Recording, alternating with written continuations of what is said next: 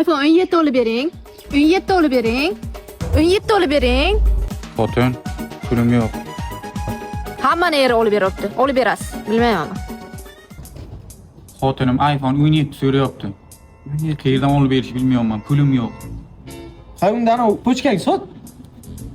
Yilimisan, pochkani sotsang bir 4-5 yil yashaysan. Keyin o'lib ketasan. Nima kerak o'lib ketib?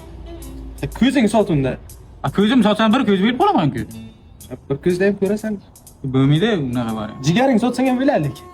Jigarim sotsam u qon aylanishi yo'q bo'ladi, keyin 1 yil yashayman unda. 1 yil. Unda yurang sot. Nasib et o'ylayman-ku yuragi. Yili, o'lmaydigan variant yo'qmi? O'lmaydi. Bor bitta variant.